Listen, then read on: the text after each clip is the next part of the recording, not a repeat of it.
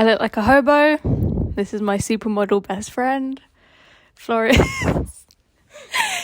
And we're going to give shitty advice. Yep.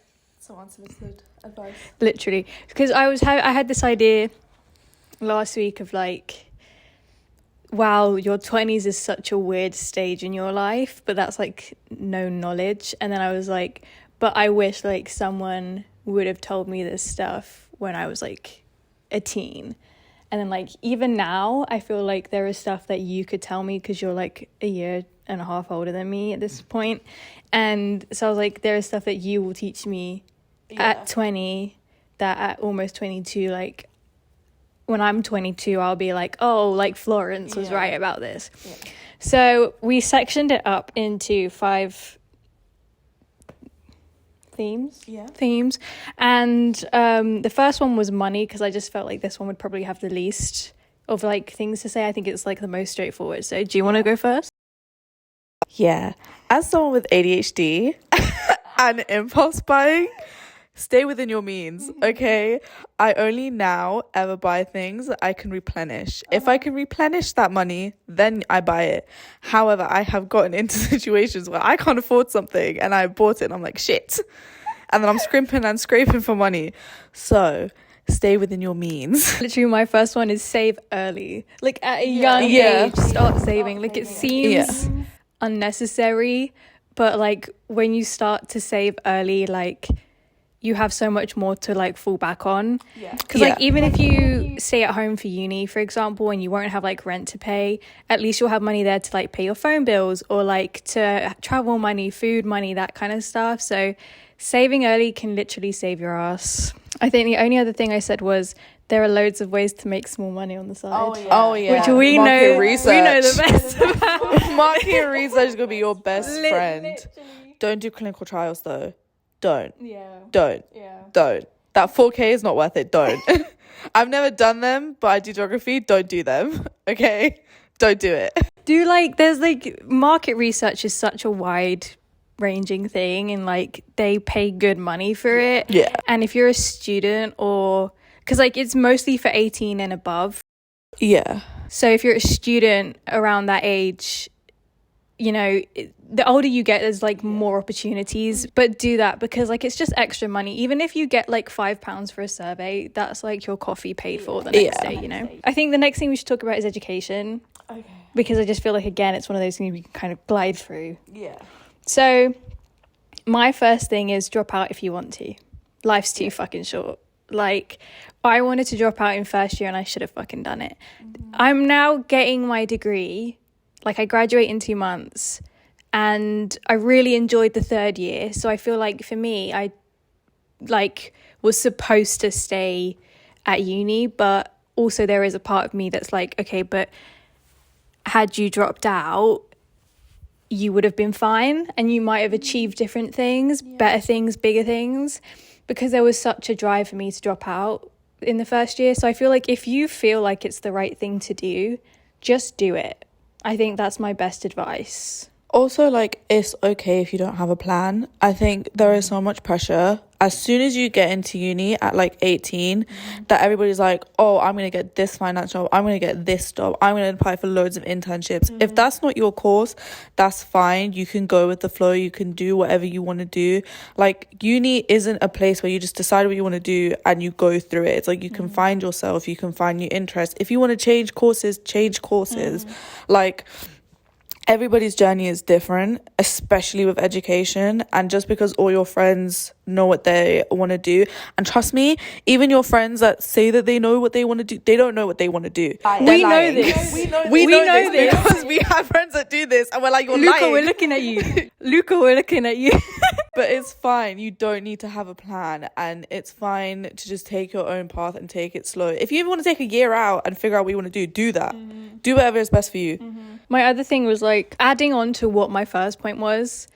It's kind of like a contradictory point, but it's like if you're 70% through something, just finish it, because like there's no point at that point to like back out. And I think like that's a rule you can kind of apply to like everything. It's kind of like, not relationships, please God, don't fucking listen to that in that sense, but like with jobs, with internships, with education, that kind of thing, if you are 70% your way through it, just complete it, because at least you get something at the end of it, and you've already put in all that effort. There's literally no point in throwing that all away. It's different if you're 25% through it and you're like, fuck this, I'm out. And in that case, fuck it, you're out, you know what I mean? But if you're like almost there at the finish line, you can see the finish line, and you're like, actually, last minute, no. I mean, do it if you really feel like you need to, but also, if it was me, my personal advice is like, if I can see the finish line to something, I'm gonna just finish it. Yeah, just like balance. Like, find a way to balance. Shut up. This is what I've learnt from my life. She learned this yesterday when I told her about this. When I told her about this.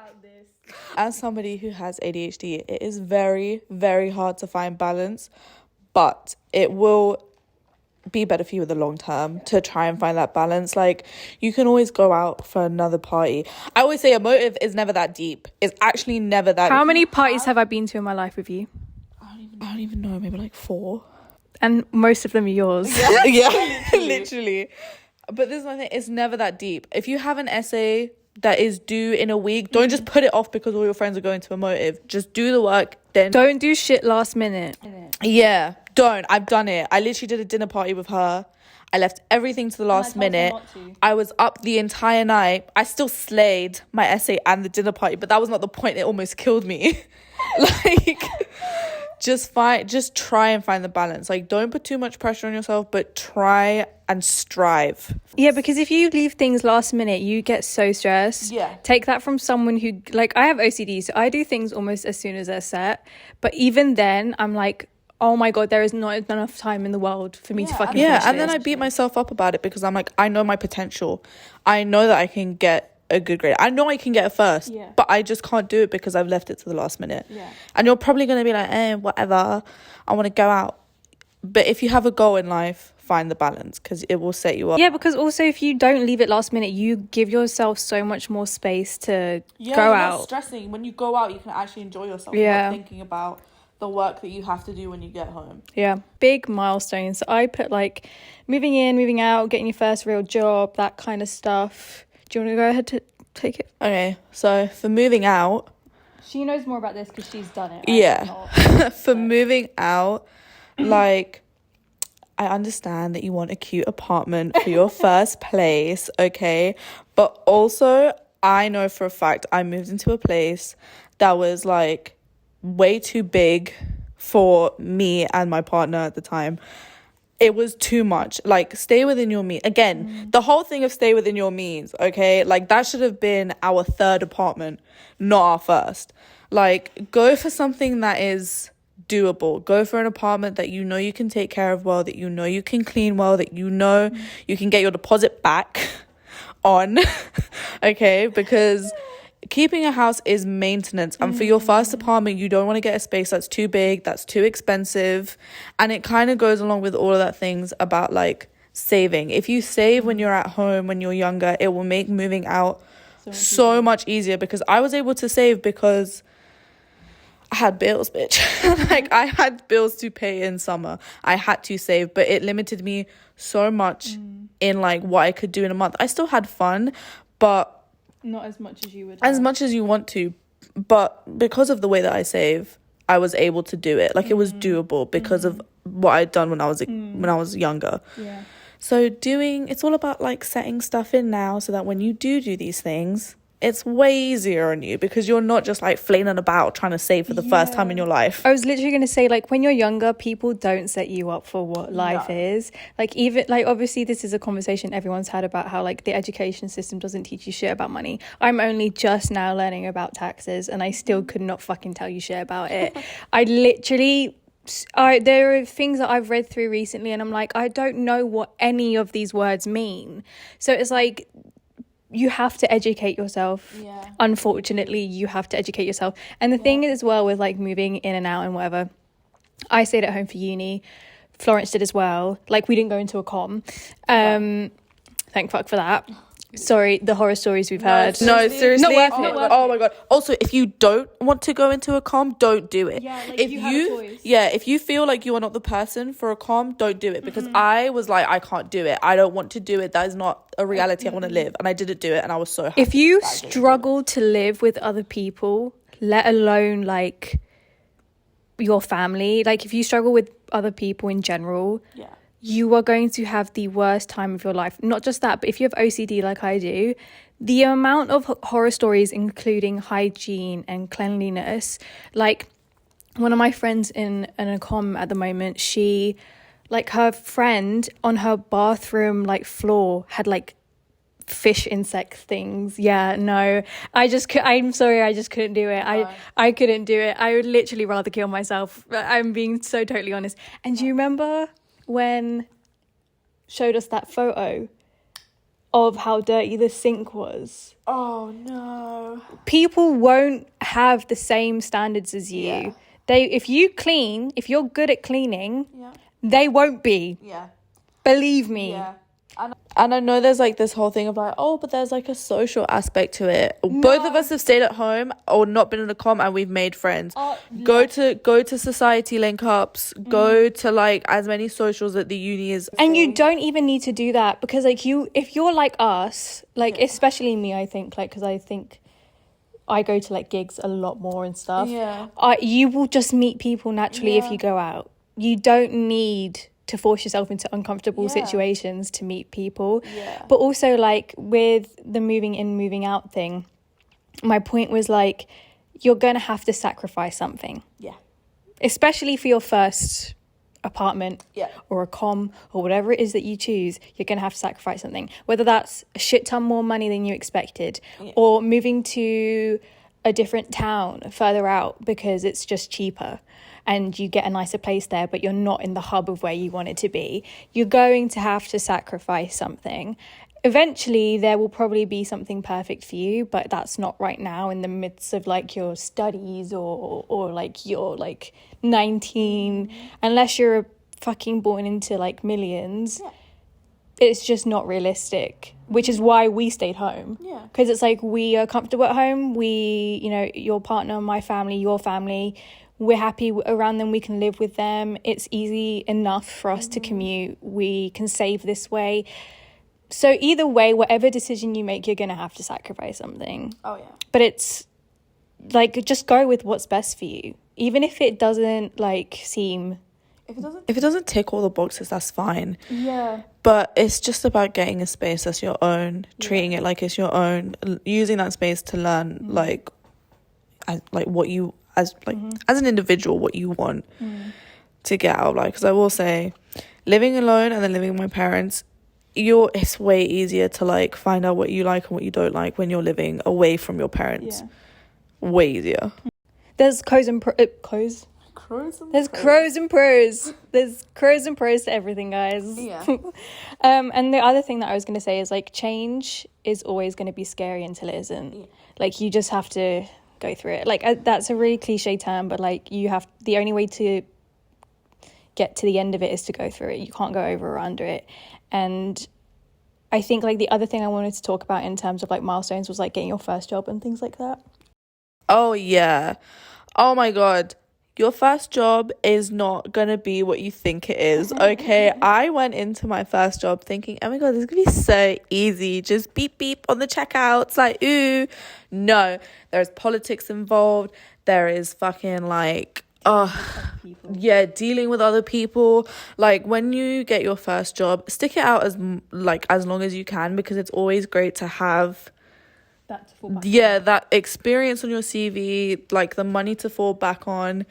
And like, trust me, girl, in this cozy Lizzie, you're gonna need the extra money, right? But it's just like, have realistic expectations for your first job. It's not gonna be what you think it is. It's not gonna be easy. You are gonna be tired. You are gonna be it's gonna take on your feet. Yeah, it is. But at the same time, I think it was a great experience to get that job, like to work during my studies and to like experience that. I wouldn't trade that experience for anything. It's just, it's tiring, girl. Okay, so my advice is slightly different because we've had very different experiences. So my I'm a tarot reader. Most of you guys know this, and that's my main source of income at the moment.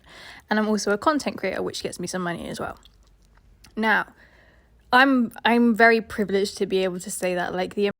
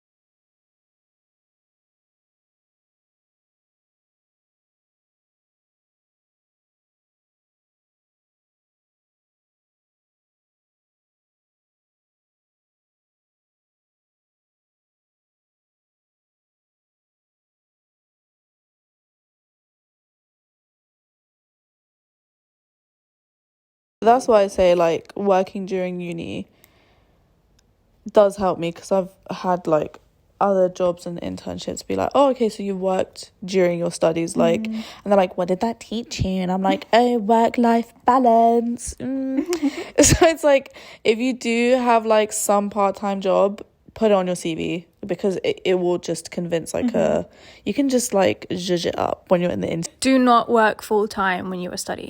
No, oh my god, no. Part-time only. Do not. Unless you want to kill yourself and, like, drive yourself into the ground, do not work full-time whilst you're studying. So I recently have gotten hired for a job. Woo! I'm in my capitalistic era. As if I wasn't ever, like, be for real. Literally, I was about to say, but what I'm doing is writing. Everyone knows me as a writer. That is what I'm passionate about. Is it full-time? Yes. Why? Because I'm probably going to start after I graduate in 2 months, if not under 2 months. So, but I'm also doing an internship. And usually internships, especially if they're unpaid, I find pretty fucking useless. But the internship I'm doing is related to all the jobs that I've been applying to. And so once that's done, because I'm already into that a few weeks, and it will be done in a couple of months as well once I've graduated. Once that's done, I will have 2 things that I didn't have before under my belt. And then if I want to go forward into another job, I've got those things, whereas I didn't before. And again, I want to work for myself primarily. I do work for myself. Even during my job or my internship, during my studies, I will always work for myself. That is something that's never going to stop. And again, I highly recommend it. Even if you're working full-time, part-time, studying, I highly recommend starting a business. There are so many things for you to do out there in this day and age. It's crazy. So I recommend 100% to do that, because, like, at the end of the day, say, God forbid, I quit last minute or got fired or whatever, I would still have money to fall back on. I would still have my own business to fall back on. It's, it's such a good thing to have as, like, a cushion underneath you. And so I think it's like, it sounds like a lot. Like, it sounds like a lot of overwhelming information, but it's just like, I wish when I was younger, people would not say to me, oh, you need to get a job at 18. Oh, yeah, or like, oh, the only job that's available to you is, like, a 9 to 5 in some random office that may not even apply to the degree that you're doing at the moment. Like, even me, I'm doing geography. I want to be a baker. I want to work for myself, own my own bakery. Like, I use these things as stepping stones to learn from. And since we've become friends, especially, like, because I do content creation, I've helped Florence with, like, her content creation. And that is something, like, she will hone herself, and, like, that's something to fall back on. Creation well. And she will fall back on that, God forbid, if she doesn't have anything else one day, that's something that's always going to be there. So then I think we can move into relationships now, which is going to be a fucking hefty one. And we may have to split this in two because my meeting's in 9 minutes. Do you want to go first? Yeah. So relationships of all kinds. Yeah. I'm going to start with friendships because... First thing, okay. First thing, don't be friends with people just because you've known them for a certain amount of time, okay? I learned this the hardest possible way. That just because you've known somebody since you were a kid, or because you've known them for X amount of years, does not mean that they are still a good person, still a good friend to you. Because people change as they grow, and you need to take people for what they are now, not what they were like a couple years ago, not what they were when you first became friends. What are they like now? Because I'm gonna tell you now, the friendships that I've made recently are stronger than some of the friendships that I've had for years and years and years. And this also applies to like romantic relationships as well. Just because you've had a partner for a long time, for a really long time, doesn't mean that you have to now stay in that relationship just because you've known them for a long time. Like, if somebody is doing you dirty, if somebody is disrespecting you or undervaluing you, no matter how long you've known them, leave. Just let it go. And it's easier said than done. It is a lot. We both know that's so fucking bad. Yeah, it is so easier said than done. But after I have left, I was like, after I have left, it was like, wow, this was the best decision in my life. Like, I don't know why I didn't do this sooner. Like, I beat myself up that I didn't do it sooner. My first thing literally says, the longer you leave it, the less time you have for better. Yeah. Because like I remember, so like a lot of you guys have like followed my crying corners and know that I was in like something that was just so fucking up and down for years, and it was just like, I don't regret it, because she tells me this all the time. She's like, why would you regret it? Like, you experienced something and you had this love and this person loved you, and you know, it is what it was, right? But so I don't regret it, and I wouldn't change anything. But more recently, I would say maybe like the end of last year into the beginning of this year, when we were having issues, I literally turned to Florence and I said, I need to make decisions based off of who I want to be the father of my children, and who I want to be in a long-term relationship with my whole life. And those are heavy things to think about because they're so life-changing and permanent. And you know, not many things in life are permanent, but being a mum is permanent once you're a mum, really. And so I was saying to her, like, I have to make decisions, not for me right now, but for the me in 10 years who has kids and is married. Because if I stay here where I'm unhappy and I'm mistreated, as much as I love this person, if I don't leave, I may never get to that point in 10 years, which is the one thing in life that I want, which is to have family and to be married and to have kids. And so I keep saying to her, like, I have to make the right decision for future me. Because even if me right now is like hesitant to make that decision or doesn't want to make that decision, there has to be a reason for me to make that decision. And that decision is still for me, but it's the me that is like grown and has a different life. Also, boundaries. Boundaries are a big thing. Like, you have to really think long and hard before you get into like a romantic relationship what you are willing to accept and what you aren't willing to accept. Because I've learned through my relationships that, like, I say relationships plural. Yeah, we're secretly married. I've learned that, like, if somebody crosses a boundary, yes, you can like rebuild trust, yes, you can like work through it sometimes, but you have to think about what you will and will not accept, and having those uncomfortable conversations with people.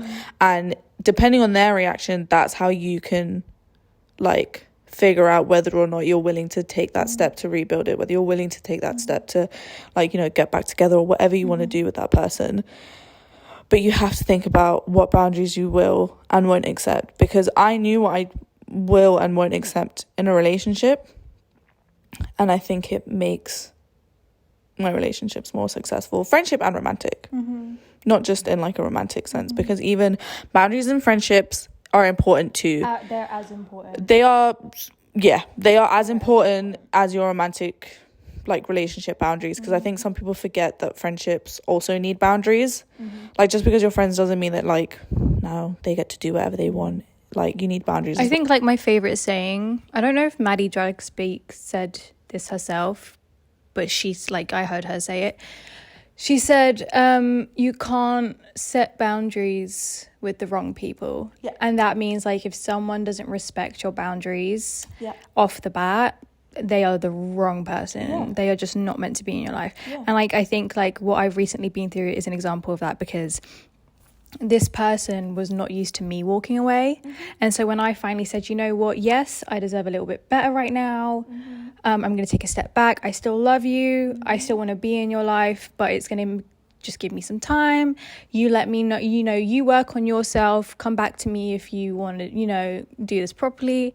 And instead of reacting to that like an adult and being like, actually, you know what, okay, I love this person, I'm going to react in an appropriate adult way, this person fucking flipped out.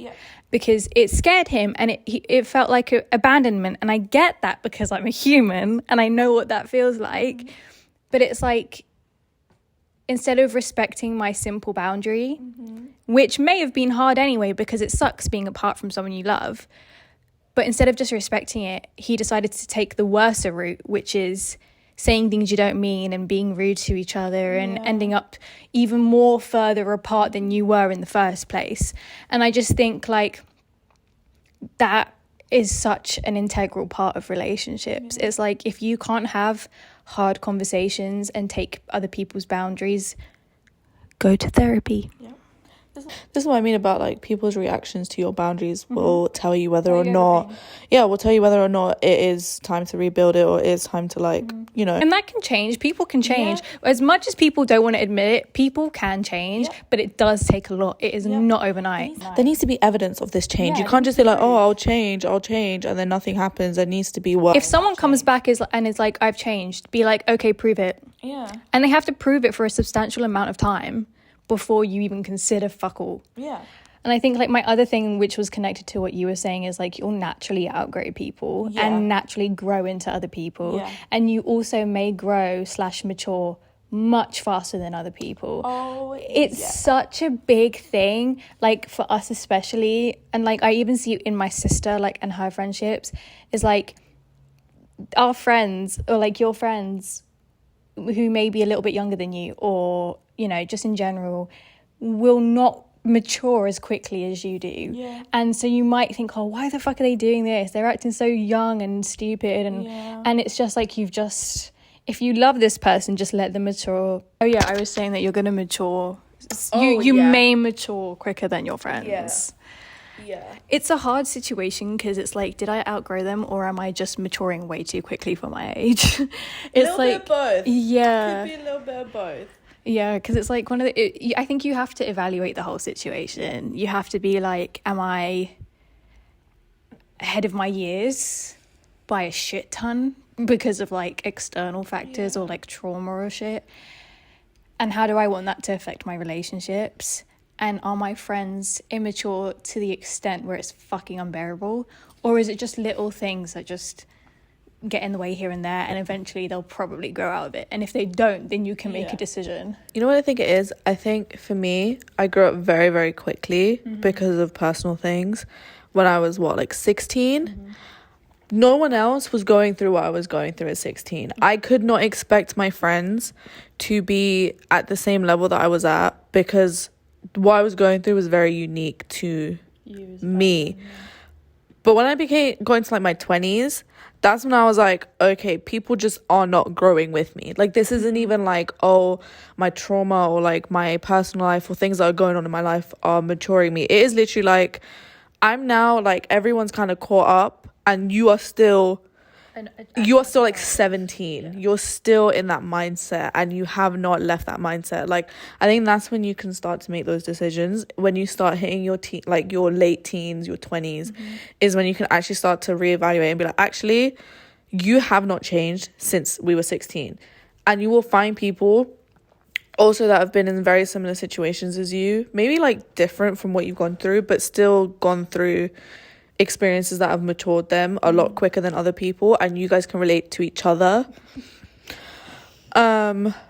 But yeah, I think when you start getting into that 20 region is when you start to see who's actually maturing, who's still staying back, and you can make that decision yourself if you want to help them or if you just want to be like, you know what, I can't do it. It's important to keep in mind that like men's frontal lobe only like fucking develops at 25. Oh yeah, the only thing that matures them bitches is trauma. Trust me. And that doesn't even mature them. Because they can choose two paths. Yeah. They can choose to heal that shit and get better, or they can choose for it to be their identity and for them to like can either stunt them because they will choose to like drag you down with them if there's two paths they can go down, and that is the two paths men usually you know can choose from. And so it's like I think women's frontal lobe develops at like 20 something like 21 20. It fully develops at 25. That's why Leo's girlfriend's always like when they get to 25.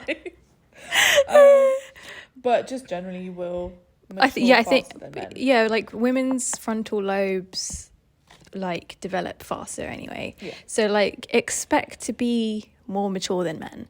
But it's hard. Like I wish when I was younger someone would say to me like good men exist and like good relationships exist and good friendships exist, because I think like growing up, like I've always found it very easy to find myself into a relationship. I've literally said this to Florence the other day, is like since I was 14, if not younger, which is ridiculous by the way, I have only spent 9 consecutive months in a row single. Yeah, and I can't relate to that. I was single until I was 17. Yeah. And then I got into a relationship. and then I'm 21 this year. So to think that I haven't even had a year since pre-adolescence to myself is fucking insane. And I wish someone would have told me when I was younger, like you don't have to rush into don't have to rush into it, and also like you don't have to be in a relationship. And like be very fucking picky about who you're with. That includes friendships. Be very picky who you surround yourself with. And like I think the best thing about like breakups and heartache and all of that is like you do learn from like every single one, unfortunately. It sucks, but you do. And I just think like now I'm at 21 almost this year, and I'm like, you know what, I'm never gonna get into a relationship again unless that person is as mature as me. That's it. Or like, because the thing is like sometimes having another half that isn't as mature as you can be better, because like if they have like a goofy silly side, it can like that's like maturity is in like like communication and like stability and how they treat people. That I agree with you. That has to be on the same level, or better. It have to be at the same level or better. Because guess what? You're not anybody's mother.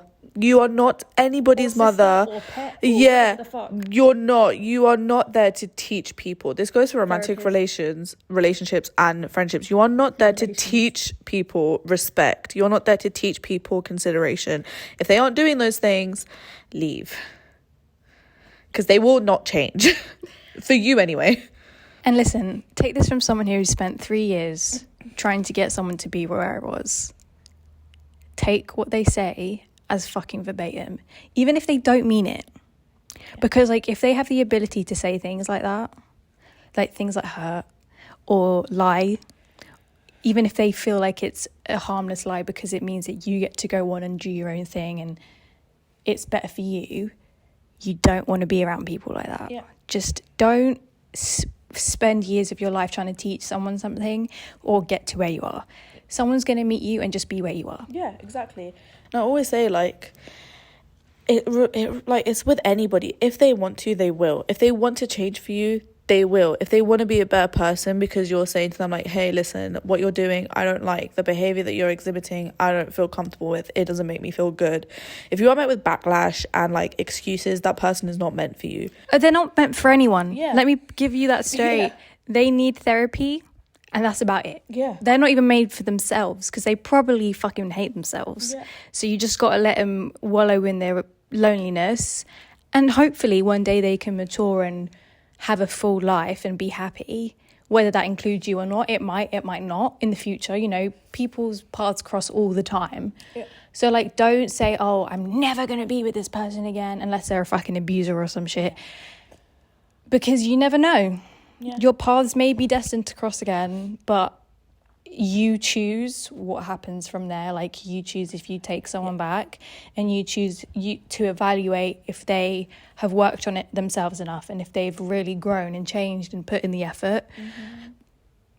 Fine. And I just don't think I don't think we should judge anyone for going back to anyone. I just think, like, unless they're, because even abusers, like, I think there's a statistic where it's like, oh yeah, they go back to their abusers an average of 7 times. And it's like, I don't judge anyone for going back to anyone, but I do think, like, if it's not an abusive situation, and it's just either you outgrew each other, or they were horrible when they made a mistake or something along those lines, if your paths cross again and they have changed and you want to give it another go, just give it another go. It's your life. But do remember, like, my first bit of advice, which was like, the longer you leave it, the less time you have for better. What we were talking about kind of rolls on to my next point of, like, stop being with people that don't fill up your cup and you just give. Because I've been in situations where all I did was give to another person, and it was actually when I became friends with Mia that I was like, oh my god, is this what friends are meant to do? They're meant to also give back to you. They're also meant to, like, check up on you. And you heard it here first. And shut up, man. Don't make me take it back. Ew. Stop being with people that don't fill your cup the same way that you do for them, because you'll just end up with an empty cup, and you will feel drained, and you will feel so empty inside, because nobody is prioritizing you, and nobody is, like, making you feel special. Also, lack of equal service. It's like, how is seesaw meant to be balanced? Yeah, people aren't sat on it. Yeah, if one person's on it, it's gonna go down. Also, with birthdays, I know that there are a lot of you out there that hate your birthdays because of the friends that you surround yourself with. Like, you should enjoy your birthday because your friends make a big deal out of your birthday. This is something that I needed somebody to tell me this, because I was always like, why do I hate my birthday? Because my family is great with my birthday. They're tip top, but I always hated my birthday in terms of friends, but it's because nobody gave a shit about my birthday until I got friends that gave a shit about my birthday, and then I was like, oh, plural, wow, because I have several personalities. Oh, shut up. You're so annoying. But yeah, your birthday should be enjoyable with your friends because they make a big deal out of it. And I taught her that. Well, I did, because every year I have a big birthday party, and I say big, but it's like fucking 15 people. But I get all my friends in one place, and I literally say to Florence, and I've been saying this since we were friends. We became friends almost 5 years ago now, and I've been saying this to her from the very beginning. I said to her, birthdays are a means of judging your friendship with someone. You will, and she will never, like, at first she didn't get that. And then recently she understood that. And it's not just like if you enjoy your birthday or hate it, but it's how people turn up for you. Yeah. Like, if someone, for example, like, I have a very hard birthday because, like, I'm in July, and so a lot of people are on holiday. Yeah. But if people still go out of their way to, like, book their fucking holiday a few days later, or buy me presents and cards and stuff, even if they can't turn up, or they turn up and they may be empty-handed, so they instead, like, pay for something else for you to do on that, and, like, pay for your drink.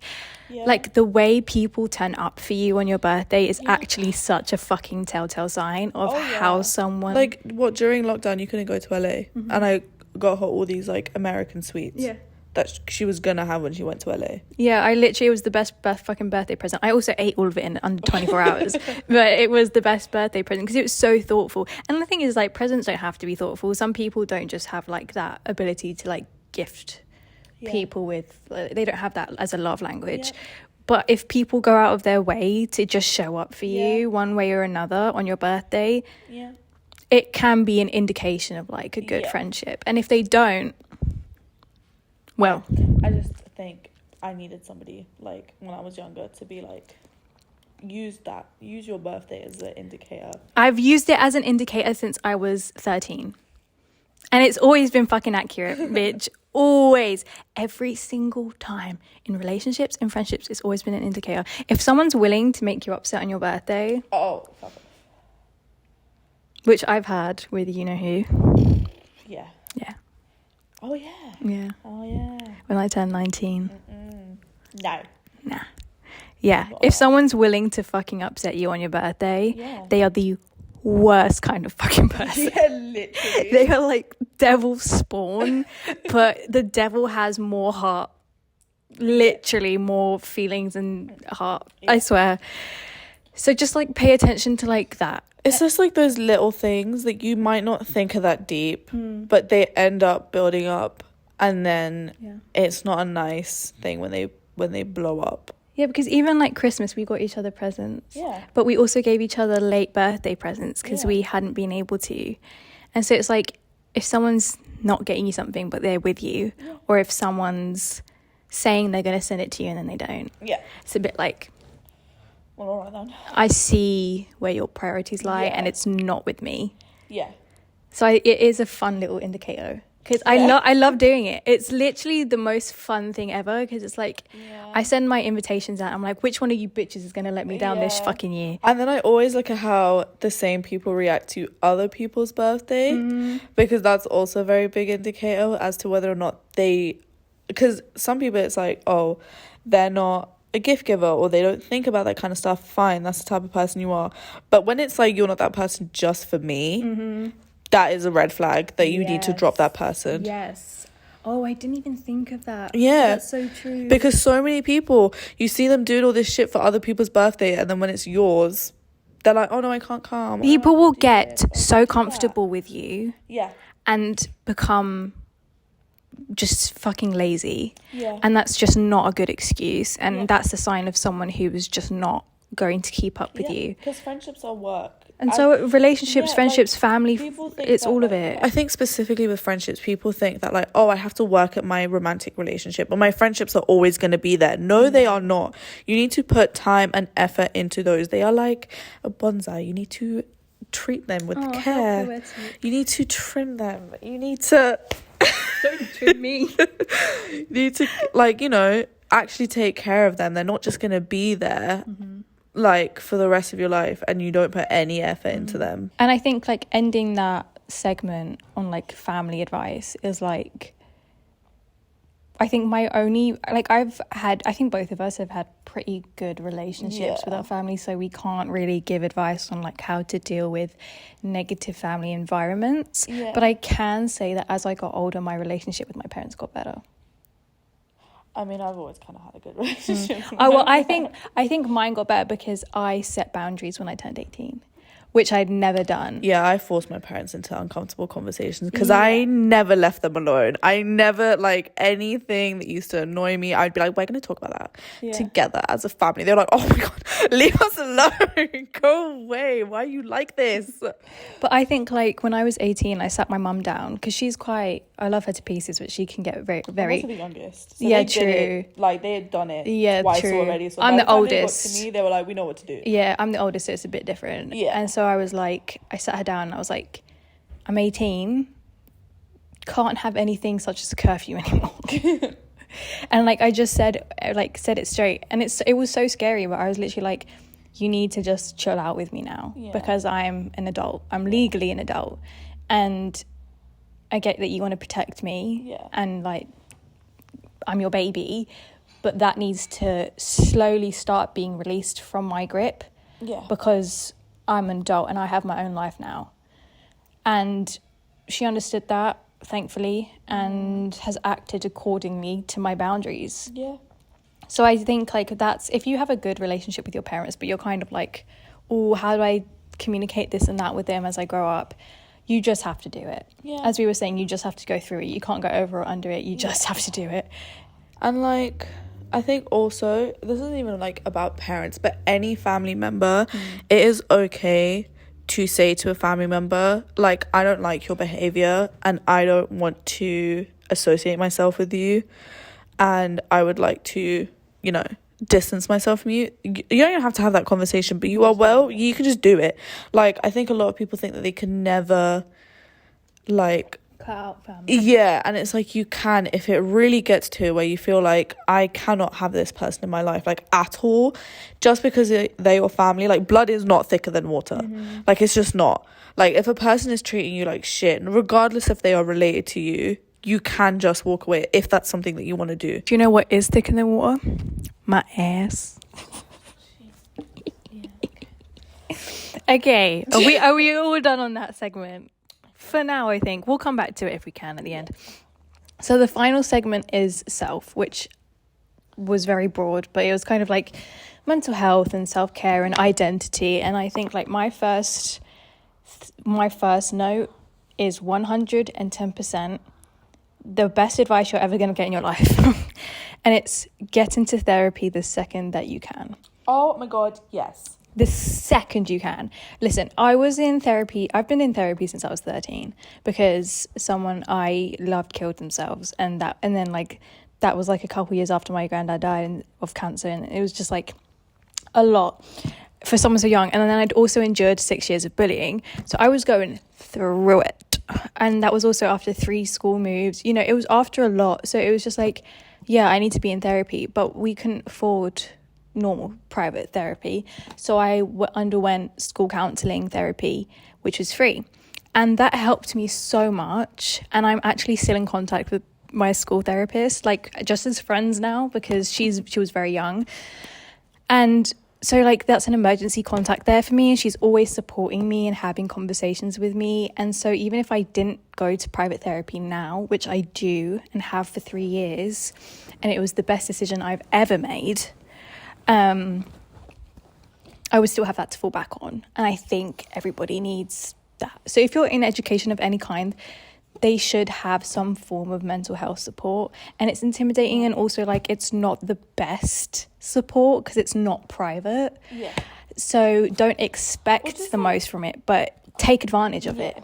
Also, like for me anyway, when my dad was going through cancer, I didn't even like go to school therapy because my school therapy was shite. Oh my God, no, sorry, that's the worst. Was the fucking worst. Like the worst. I was like, I don't even want to talk to any of you. However, I did have an English teacher that her mum went to her through cancer, and she was the biggest support during that time, more than any of my friends, more than any of like anybody that could help me during that time. She was literally like the one person I went to for all that. So it's like, even if you might not find like a therapist, but even like sometimes like the teachers that you build relationships with during your school time, like I think also like maybe because I was like a fucking recluse in AVS, that I was like, oh, teachers are actually okay. Like if you build relationships with them and they're not dickheads that are like power hungry and fucking on a power trip, the cool ones will actually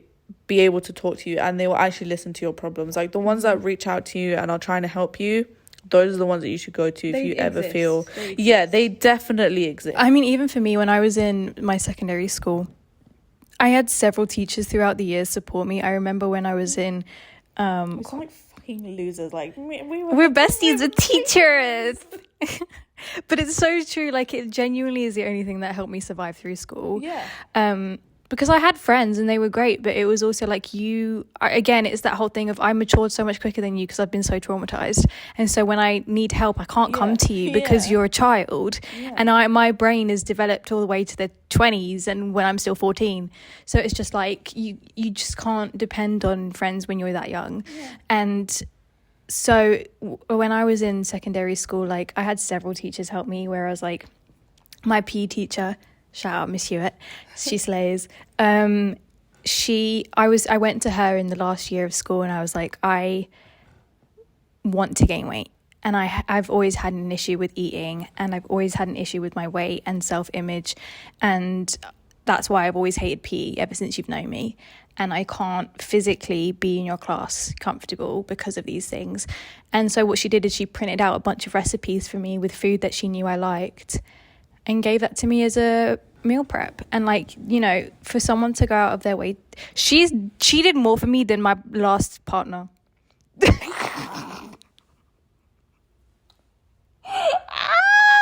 Hewitt.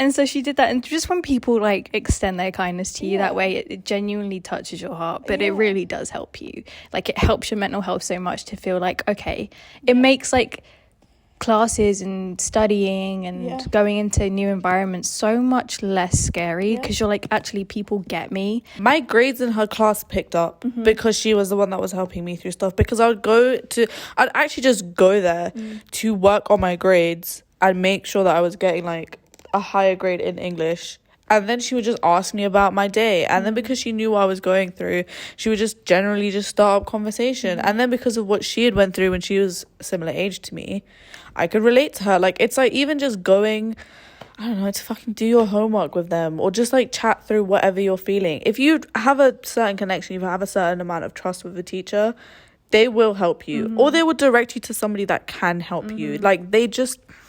Those teachers, you are the fucking foundation of school. It's like, the education system in every fucking country is a fucking flop. It literally flopped. But there are individuals in schools that will help you. Hopefully, in all schools. We're just lucky to come across a few. So the other thing that I said was learn to trust your gut early on. Oh, yes. Oh, we've spoken about this so much. Like, the amount of times, like, especially with Florence, where she was like, there was this certain night and I just should have trusted my gut. Oh, yeah. And it was just like, I've learned the same, where it's like, don't wait. I mean, you can wait for your head to check out first, because it might make the process easier. Because like recently, that's what Florence has said to me. She said, the reason you're not like grieving this person the way you used to is because your head checked out fucking last year, bitch. Like, you were gone last year, but your heart stayed in it. So you can wait till your head checks out if you really want to. I wasn't really aware that was happening. If I was aware, I probably would have checked out a bit sooner. But if you in your gut feel something, whether it can be something as small as don't go out tonight. It can be something as tiny as that, or it can be something as big as this person has bad fucking news. Whatever it is, trust your fucking gut. And if you're wrong, you're wrong. What happened? Like, what's the worst? A motive is never that deep. Nothing is ever that deep that you have to like go to it. Do you know what I mean? Friends peer pressure you into shit like that. Again, then they're not really your friends. Are you 12? Be for real. Like, the amount of times me and Florence meet up and we're just sleeping at each other's houses. And I'm just stealing her dog. And her parents as well. They're adopting me. Like, but it just in general, like, learn to trust your gut early. And I'm glad that I learned to trust my gut when I did, because like, even though I don't always listen to it, and I do like convince myself sometimes that I'm like, oh, that's not your gut, that's just like you being paranoid, or like, oh, that's like you hopeful thinking. Just fucking listen to it. I think I learned what was a gut feeling and what was like anxiety and what was more recently. I think it is hard to differentiate that when you're young. It is really hard to differentiate but that. If you just have this overbearing feeling that you shouldn't be doing something or you shouldn't be going somewhere, just don't do it. Just listen to that feeling, because there's something telling you that you shouldn't be involving yourself in this activity, and that's fine. Because sometimes I've gone to motives where I'm like, my gut is telling me that I really don't want to go to this. I've gone to it and it's been dead. It's been shit. And I wish I just... Not even dangerous, but just dead. And it's like... It's just a waste of time. It's just sometimes. Like, you don't want it to be a situation where it ends up being dangerous and you didn't listen to yourself. But it's also like, FOMO doesn't exist. It genuinely doesn't exist. Because it's like, when, like, what are you missing out on? I think this also like rolls into like being comfortable with yourself. And your own company. Like, oh my god, I'll tell you this now, I love my own company. We both do. I love it. She's so bad with it though, because like she will just disappear for hours and I'm like, Florence. I do it to everyone where I'm just like, no. She just like, I'm in my own world. She blacks out and she's like, oh, candy floss and sparkles and dolls. I really do want candy floss though. I've been craving candy floss for like 3 months and I haven't been able to get it. I'm really sad. She takes forever to get dressed. That's just because I like doing my makeup. Like, I like the process of it. Again, I love being by myself. I love doing my makeup by myself. I love, like, I get so stressed out when people are around me and I'm doing my makeup, because I'm like, no, this is... No, you don't. Not with me. No, that's because you don't Like, you have your own makeup. Like, when I'm getting ready with my sisters, they're like, Florence, can I use this? Florence, what's this? Florence, what's that? And I'm like, I would just want to be by myself right now in my room doing my makeup. But I need to help them and give them stuff. But yeah, find ways to be comfortable with yourself. And again, it just kind of comes with pushing yourself to be alone sometimes. Like, go to a restaurant by yourself, go to a coffee shop by yourself, go to a gig by yourself, go to cinemas by yourself, do these things by yourself. Take yourself out for your own dates, because honestly, they are the best thing, and they recharge you so much, because you're not on anyone else's time. You're on your own time. If you want to pop into Zara and fucking browse for 3 hours, nobody is there being like, oh, I have to get home, or I need to do this, or I need to do that. Like, you're just in your own world, and it's amazing. And I know anxiety exists, and I know it's really hard, but once you get to a point where you're comfortable in that, it's amazing. Yeah, literally, because like tomorrow I'm taking myself out on a little self date, because I'm going on a girls trip with my other friends from Thursday to Monday to France, and I know that before I go I need to have me time, because I'm going to spend 5 days, consecutive days, with 4 other girls. And so it's like, I need to rejuvenate and spend time with myself and enjoy my time and stuff like that, so that over the next few days I can be my best version of myself. But also, like, I did go to a gig, not yesterday but the day before. I went to see Half Alive. They were amazing, but it was the first time that I'd gone where I was alone and I didn't force myself to make friends in the crowd, which is like, usually like when I go by myself, I like try and get there really early, and then like usually you make friends with like whoever's there and it's great. But this time I really wanted to be alone. Like, I really wanted to just like not speak to anyone and just be there with the music. And of course people look at you, but they don't look at you in a judgy way. They're just like, oh cool, like she's here by herself, cool, and she knows like the music, and like that's cool. And like the security guards will like become friends with you. So it's like, and like you said, like cinema is also such a good one to go to, because no one's looking at you. Because like, even with gigs, I understand that sometimes like obviously they end late, it can be dangerous, especially if you're younger. Like you know, your parents might not want you to be out by yourself, but a cinema is a great place. Okay, we're gonna finish this fucking off, because we've been speaking for over an hour, which I expected, to be honest. I'm surprised it's not been 3 hours. But yeah, what our last thing was saying was just trust your gut. But then I think another point that I would say is like, the biggest telltale sign when something isn't for you, whether that's a thing or a person, is when you feel like you're losing parts of yourself, or you're not in touch with parts of yourself. So for example, like I remember with one of my boyfriends in the past, I had a family holiday. I went to LA, and when I went to LA, I felt like I'd found myself, because I was alone and I was spending like so much time just doing things that I loved. Like, I was writing every day, almost every hour of every day. And then when I got back, I was like, wow, I'm really depressed, and like I have to see this person all the time. And then like that kind of set in stone that I wanted to break up with him. So I think like, if you feel better alone, or if you feel like more yourself alone, that's a telltale sign that something isn't for you. Because like with Flo, what's it called, body doubling, we body double all the time. It's a neurodivergent thing where like you can work and you can do whatever, but you feel very comforted because like that second person is there. And we do this all the time, and like not once has Florence made me feel like, oh, I can't write, or like I feel out of touch with myself, or I can't work, or I can't do this. But like another example is like when meeting somebody else, my creativity kind of going out the window. It's like, these are signs that you are losing parts of yourself.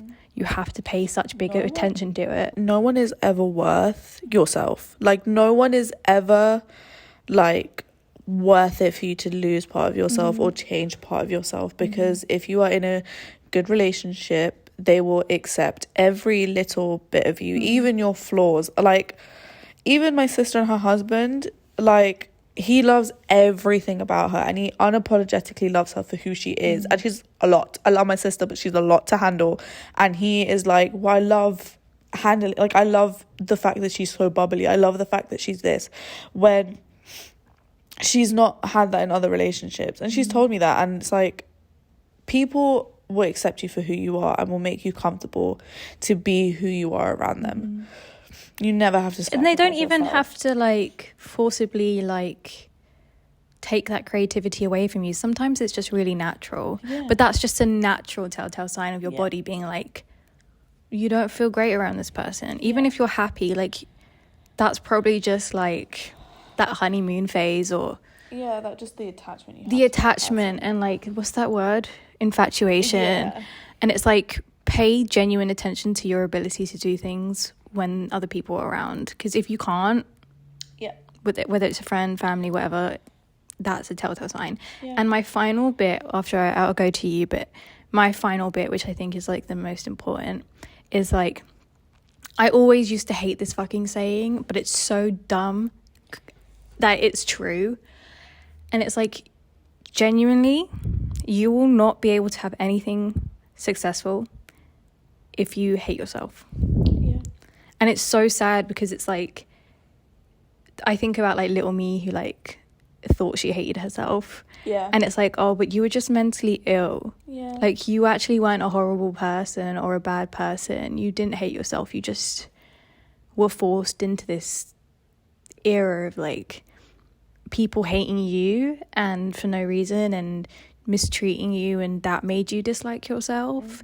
But if you genuinely hate yourself, there is a deep rooted issue there, and loving yourself is going to open up so many more doors, like just not even in just relationships, but relationships, and like just you become so much more aligned with things in life. Like, you have a better outlook towards life. And so like that kind of links to what you were saying about spending time alone and getting used to your own company, because if you do that, you genuinely start to like who you are.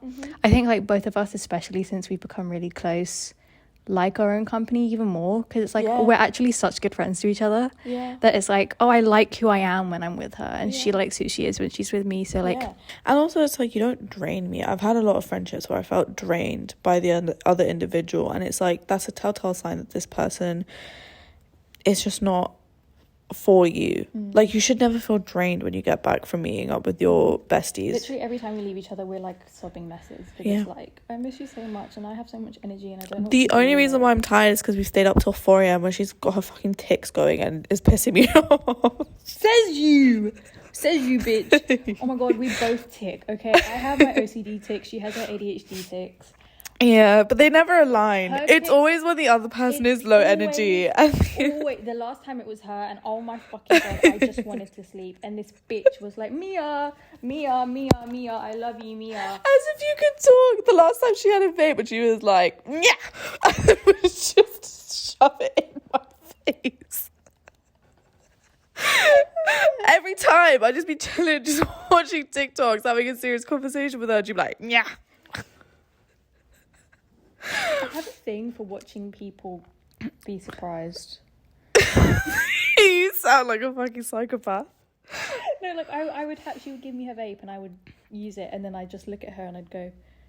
And I knew, it's like, you know when your dog is about to like get the zoomies or start barking at someone and you're like, don't fucking do it. Don't do what I think you're gonna do. And they do it and you're like, oh, you motherfucker. I knew you were gonna do it. But I think the last point that I have is like, be kinder to yourself. I think for a really long time I was so hard on myself, and I had all these expectations for myself that nobody else was putting on me. Like, literally no one else was telling me that I needed to be this person or I needed to be perfect all the time. It was my own pressure. And it was like, I think looking back at myself in secondary school, in primary school, it's like, just be kinder to yourself. Like, all these people that say that you're not worth anything, or that you're like, I don't know, you know what fucking kids are like. They don't mean anything, and you should be the person that's kinder to yourself, because sometimes other people aren't going to be nice to you, so you have to be nice to yourself. And I think also, like, with what I've been going through recently, like, the only reason I think I've been dealing with it better is because I've been so much kinder to myself. I've been like, you know what? You did your best and you literally gave it all. And what can that other person say? Nothing of the sort. Literally nothing of the sort. So it's just kind of like, you did everything you could. Why would you beat yourself up? Toxic people will always make it your fault that you've like God, the left them. projection is so real. Like, they will always make it your fault, but it's not your responsibility, and you just need to be nicer to yourself and be kinder to yourself. Like, I wish somebody had. I think everybody does say it to you, like, you should be nicer to yourself, and but it's you not don't. something you listen to. Yeah, but because you think you're being nice to yourself, but you're not, or you think you're being not too hard, but you really are.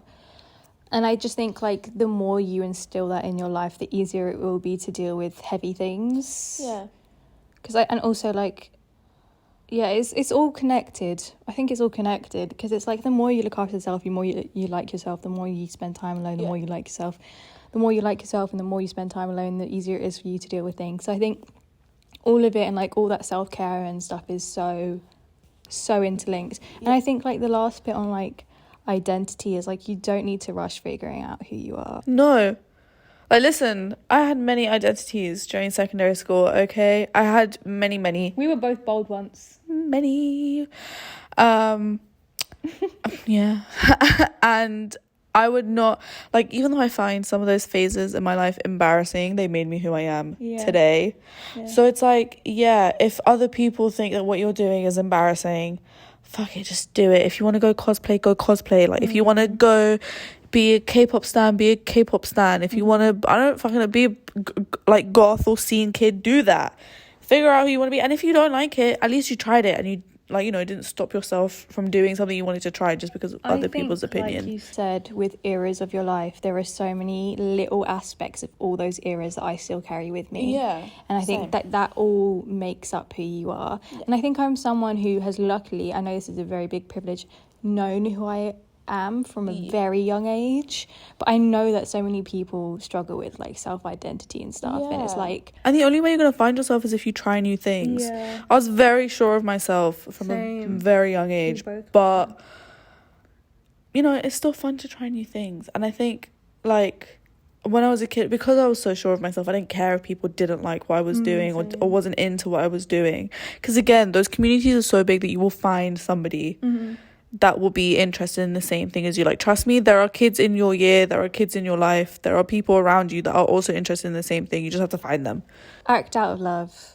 I think if you act out of love, everything that comes back to you is good. Yeah. Like, you will make mistakes, you're a human. You don't beat yourself up for that. But, like, purposely act out of love. And I also think this is completely unrelated to all of it, in a sense, but invest in your looks. Invest in your skincare, invest in your hair care, invest in your bodily care. Yeah. Because if you feel good, you'll look good. I know, if you look good, you'll feel good. That's the thing. But it's I don't mean to say that to be like, oh, you can't look like shit and feel good. But it's just like, we live in an era where social media and influencers and hot girls and celebrities and all this, it's so easy. And I know so many people who are my age or older who compare themselves. I haven't done that shit since I was 14. Why? Because I invested in my looks and in myself and my identity. And I think once you do that, you become so solid in yourself that you don't even consider other people.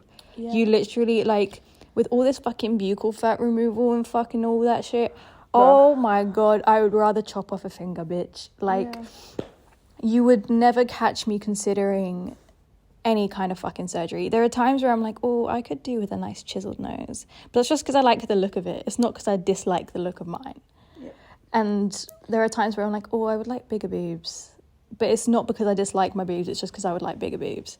So it's just kind of like, invest in your looks, whether that looks like exercise or hair care, skincare, whatever it is, just invest in it from a young age. Even with exercise, I will say, as a thicker girl, don't do it for aesthetics, because again, like, what you compare yourself to is sometimes very, very unrealistic. Like, I work out for health reasons, and because I want to be able to live longer and live a happy, healthy life, not because I want a gym bod or because I want a specific look. It's just a bonus that, like, you know, I'll look good, but it's not the main reason why I do it. Like, I think the main reason why you should invest in your looks is not because, oh, it will attract this sort of person, or because it will do this or it will do that. It's mainly because, like, you on the inside, if you invest in whatever way that you want to look. You will feel better on the inside.